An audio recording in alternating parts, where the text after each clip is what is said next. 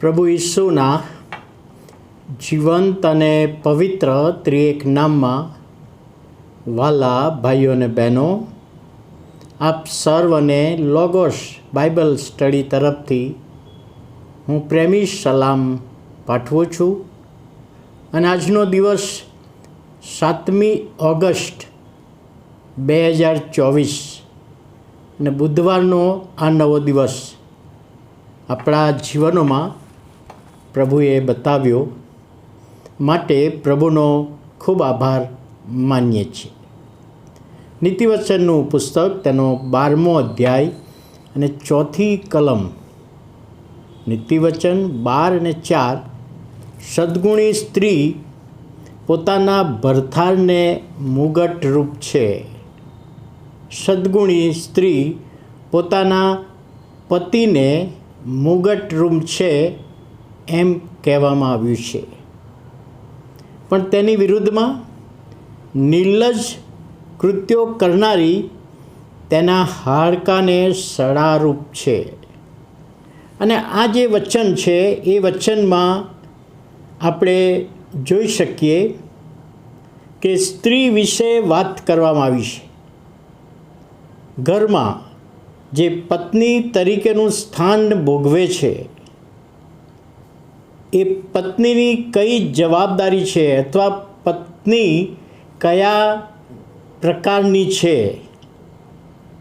અને એમાં કહે છે સદ્ગુણી સ્ત્રી. હવે સદ્ગુણી સ્ત્રી એનો અર્થ શું થાય? સામાન્ય રીતે સદ્ગુણી એટલે સારા ગુણો જેનામાં છે એવી સ્ત્રી એ શબ્દ પ્રમાણેનો અર્થ છે. પણ એનો જો ભાવાર્થ જોઈએ છીએ તો કહે છે સારા વિચાર કરનારી, સારા વિચારવાળી, પોતાના કુટુંબને માટે, પોતાના પતિને માટે, પોતાના બાળકોને માટે સારા વિચારો પ્રગટ કરે છે અને વિચારોને અમલમાં લાવે છે એવી સ્ત્રી. બીજી બાબત જો જોઈએ તો પ્રતિષ્ઠિત, બીજા લોકોની મધ્યે પણ એની પ્રતિષ્ઠા હોવી જોઈએ, બીજા લોકો મધ્યે એનું માન વધે એવી સ્ત્રી ઘરમાં હોવી જોઈએ. ત્રીજી બાબત જોઈએ તો કે છે સદ્ગુણી એટલે ઘરનો વહીવટ બરાબર ચલાવનાર. ઘણી બધી વખતે પતિની આવક બહુ મોટી હોય પણ પત્ની એને આવડત ના હોય વ્યવહાર કરવાની, વહીવટ કરવાની, તો ઘણી બધી તકલીફો પડે છે, નુકસાન જાય. તો અહીંયા કહે છે ઘરનો વહીવટ બધી બાબતોમાં, લોકો સાથેના સંબંધમાં, નાણાકીય બાબતોમાં, સગાવાલાઓને જે વ્યવહાર કરવાનો હોય એની બાબતમાં એ પણ સદ્ગુણી ગણી શકાય. અને કહે છે કુટુંબને બધી રીતે સાચવનાર. જો બાળકો છે તો બાળકોને એ રીતે સાચવવાના, જો વૃદ્ધો અને વડીલો છે તો એમને એ રીતે સાચવવાના, પતિને સાચવવાનો, આ બધી જવાબદારી વહન કરનાર એને સદ્ગુણી સ્ત્રી તરીકે ઓળખવામાં આવે છે. અને ત્યાર પછી કહે છે નાણાંનો યોગ્ય વહીવટ કરનાર.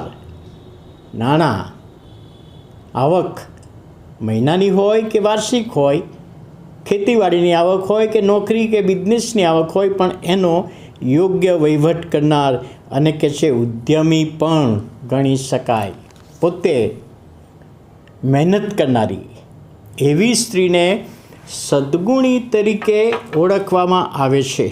તેમ છતાં પાઉલ પ્રેરિત એફેસીયોની મંડળીને જે 5મા અધ્યાયમાં જે પતિ પત્નીના સંબંધોની વાત કરે છે ત્યાં મુખ્ય બાબત બતાવે છે કે સદ્ગુણી સ્ત્રી, સારી સ્ત્રી કોને કહી શકાય, સારી પત્ની કોને કહી શકાય? કે જે પતિને આધીન રહે છે, પતિને આધીન રહે છે અને પતિનું માન રાખનાર, એને સદ્ગુણી સ્ત્રી કહેવાય. માન રાખવાની બાબતમાં પોતાની વાતો જતી કરવી પડે તો જતી કરે, પણ મારા પતિનું નામ ઊંચું આવવું જોઈએ, મારા પતિનું કોઈ જગ્યાએ અપમાન ના થવું જોઈએ, એવો વિચાર કરનારી કે છે એ પોતાના પતિને મુગટરૂપ છે. પતિને મુગટરૂપ એટલે કોની પત્ની છે આ? તો કે ફલાણા ભાઈ કે ફલાણા ભાઈની પત્ની છે. તો એ પેલા પતિને માન મળે છે, એને મુગટ મૂકવામાં આવે છે, એને મુગટરૂપ બને છે.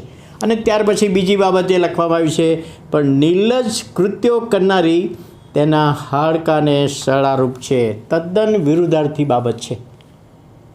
નિર્લજ્જ કૃત્યો એટલે ઝઘડો કરનારી, પતિની સાથે હોય, બાળકોની સાથે હોય, આડોશી પાડોશોની સાથે હોય, સગા સંબંધીઓની સાથે હોય, એમની સાથે ઝઘડો કરનાર. ઘણી બધી વખતે મા બાપની સાથે, પોતાના મા બાપની સાથે પણ ઝઘડો કરનારી બને છે.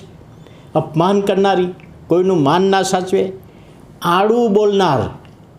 કંઈક સારી બાબત હોય પરંતુ એ આડું બોલીને જ વાત કરે, ઊંધી વાત કરે અને સહન શક્તિ નથી, સહન કરનાર નથી.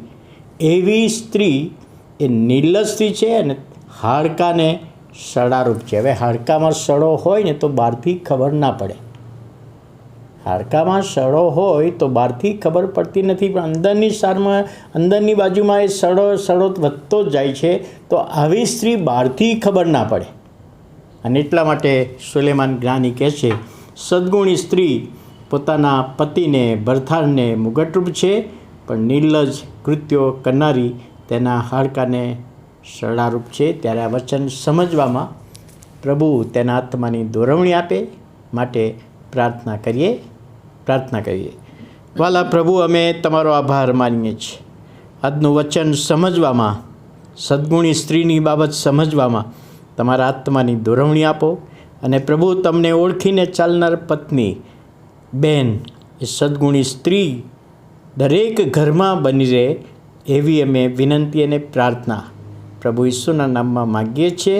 સાંભળો અને માન્ય કરો. આમેન.